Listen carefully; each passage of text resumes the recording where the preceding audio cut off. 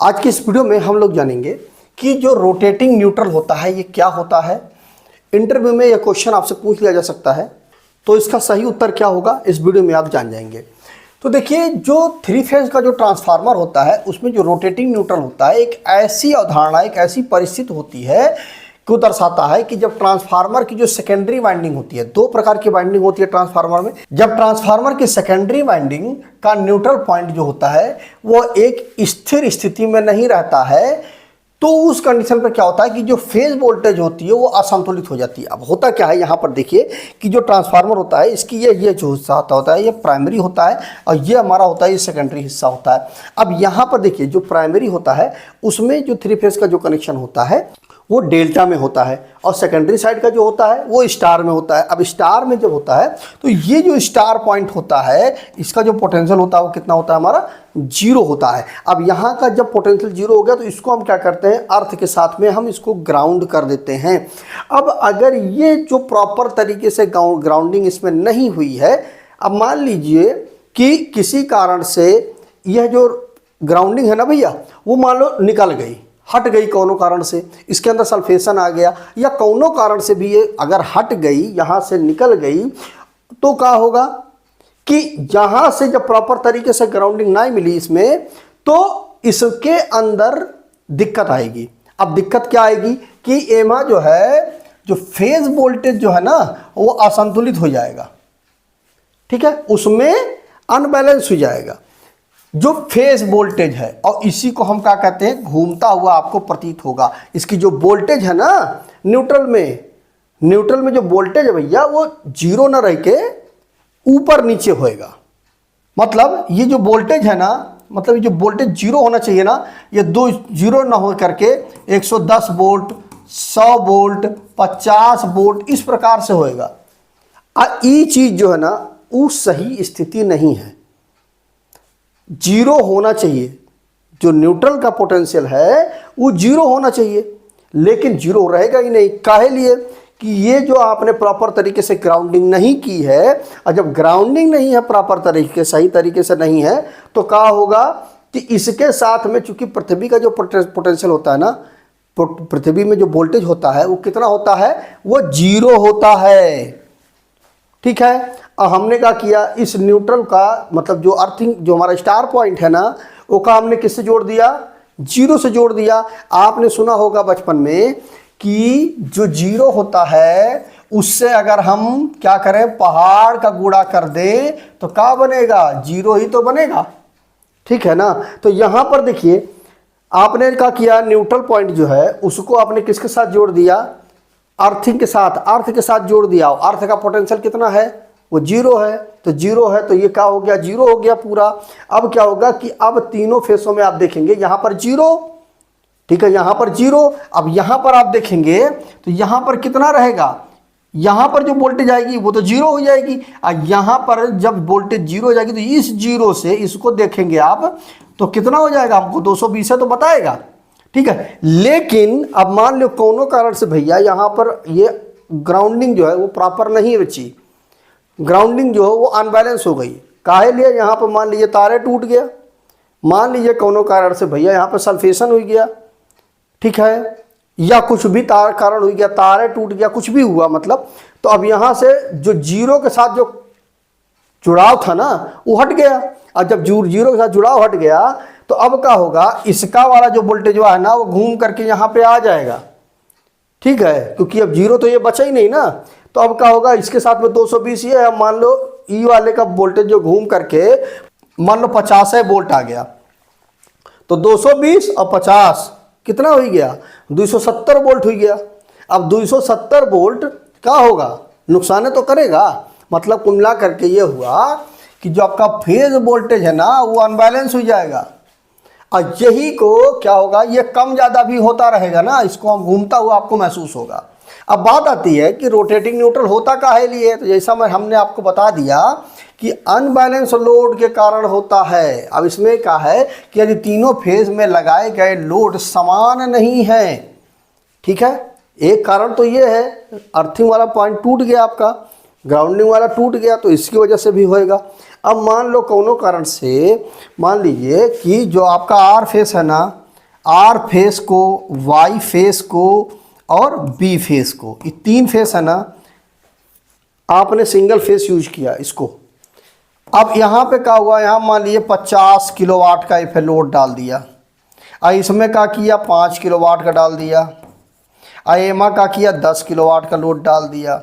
अब क्या हुआ भैया, एमा देखो 50 का एक में, 5 का एक में, इसमें 10 का होना का चाहिए था। चाहे 50 तीनों में होता तो ठीक था, 5 तीनों में होता तो भी ठीक था, और 10 तीनों में होता तो भी ठीक था। लेकिन अब यहाँ पे क्या हुआ कि दिक्कत ये हुई गई कि एक में 50 दे दिया, दूसरे में 5 दे दिया, तीसरे में 10 दे दिया। इसको हम क्या बोलेंगे, लोड समान नहीं होते हैं, मतलब अनबैलेंस लोड होएगा। तो इसमें क्या होगा, न्यूट्रल पॉइंट में क्या होगा, बदलता हुआ पोटेंशियल आपको मिल जाएगा, रोटेटिंग जो न्यूट्रल है वो मिलेगा आपको, ठीक है, प्रतीत होएगा आपको, ठीक है ना। तो ये चीज हुई गई। और दूसरा क्या है, इम्प्रॉपर ग्राउंडिंग, जैसा हमने आपको बता दिया कि प्रॉपर तरीके से अगर ग्राउंडिंग नहीं मिल रही है तो उस कारण से भी क्या होगा कि वोल्टेज जो है एक एक फेस में वो ज़्यादा हो जाएगा। और इस वजह से क्या होगा कि इस स्थिति में क्या होगा कि न्यूट्रल ठीक से अगर आपका ग्राउंड नहीं है तो यह जो स्थिति बनेगी ना भैया, वो क्या होगी, अस्थिर स्थिति बनेगी। अब इसका कारण एक चीज़ और होता है कि जो फेज वोल्टेज में असंतुलन जो होता है, जो अनबैलेंसिंग होती है, या ट्रांसफार्मर की बाइंडिंग में अगर कोई गड़बड़ी आती है ना, उसके कारण से भी रोटेटिंग न्यूट्रल की जो समस्या है वो उत्पन्न होती है। तो 2 चीज़ हमने आपको बताया इस वीडियो में। पहली चीज़ क्या बताई हमने, अनबैलेंस लोड के कारण भी ये समस्या उत्पन्न होती है भाई, ठीक है ना। तीनों में अलग अलग जब आपने लोड डालोगे ना, उसकी वजह से जो लोड है वो अनबैलेंस हो जाएगा। अब अनबैलेंस जब हो जाएगा तो फ्लोटिंग न्यूट्रल या रोटेटिंग न्यूट्रल की समस्या उत्पन्न हो जाएगी।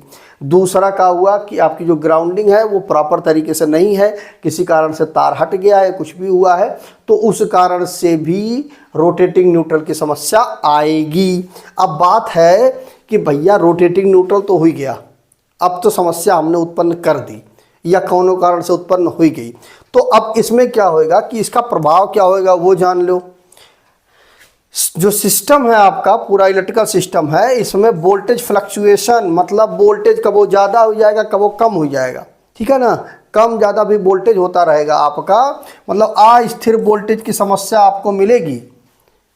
इससे क्या होगा, इससे भी आपको दिक्कत होएगा। जब वोल्टेज ज़्यादा कम ज़्यादा होएगा ना तो उपकरण जो हैं आपके वो डैमेज हो सकते हैं। मतलब जो उपकरण है, टीवी है, जैसे आपने देखा होगा ना कि बहुत बार अब लोग कहते हैं कि देखो भैया वोल्टेज बहुत ज़्यादा अप डाउन है, फ्लक्चुएशन बहुत ज़्यादा है, वोल्टेज कम ज़्यादा हो जाता है। तो इससे क्या होएगा कि आपका जो चीज़ घर में पड़ी हुई है, जो भी चीज़ टीवी है, जो भी चीज़ लगी है ना भैया, तो वो मान लो वो 220 वोल्ट पर काम करे खातिर बनी है, ठीक है। अब मान लो आपके समस्या आ गई तो कितना 220 और 50 मिल करके 270 वोल्ट हो गया। अब जब 270 वोल्ट हो गया तो क्या होएगा, नुकसान तो करेगा, उस सामान तो ख़राब करेगा, टीवी तो आपकी जलेगी। तो ये कारण है भैया कि जो हमारे जो उपकरण है ना वो डैमेज हो जाएंगे, उनका खतरा बना रहेगा। इसके अलावा जो क्या है कि पावर की जो क्वालिटी है वो ख़राब हो जाएगी, मतलब ख़राब ना हो गई। आपको चाहिए कितना था, 220 वोल्ट, 220 वोल्ट मिलना चाहिए था, अब मिल कितना रहा है 270 वोल्ट, तो पावर की क्वालिटी ख़राब हुई ना, स्मूथ वोल्टेज तो नहीं मिल रहा है। तो ये भी कारण है हमारा, इसका प्रभाव है। अब बात आती है कि समाधान, तो समस्या तो बता दिया भैया कि समस्या ये है, और समाधान क्या है इसका वो भी तो जानो। तो देखिए समाधान का है कि सभी फेज में लोड जो है क्या करें, हम संतुलित रखें। मतलब अधिकतर हम का प्रयास करें कि जो 3 फेज का लोड है उसका उपयोग करें। मान लीजिए 3 फेज की जो मोटर होती है उसका उपयोग करें, या 3 फेज का जो लोड है उसका उपयोग करें, या सिंगल फेज में भी उपयोग कर रहे हैं भैया अगर आप, तो क्या करें कि तीनों फेसों में प्रयास करें कि जो लोड है ना वो एक समान रहे।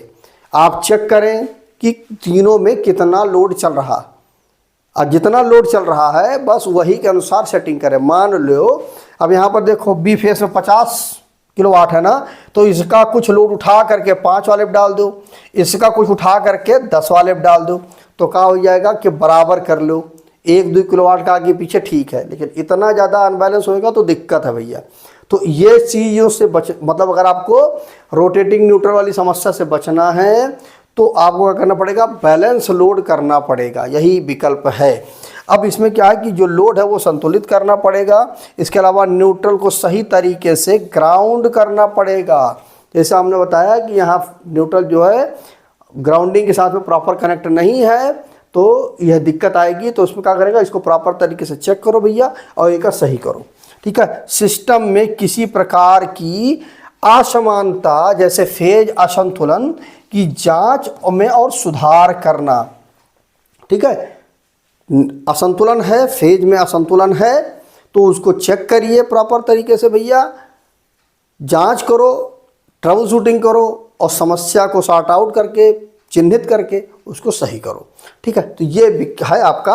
और सरल शब्दों में इसमें क्या है कि रोटेटिंग न्यूट्रल वह स्थिति है कि जब ट्रांसफार्मर का न्यूट्रल पॉइंट अस्थिर होकर बदलता रहता है। उसमें जो वोल्टेज है वो क्या होता है, ऊपर नीचे होता रहता है जब ऐसी स्थिति आती है।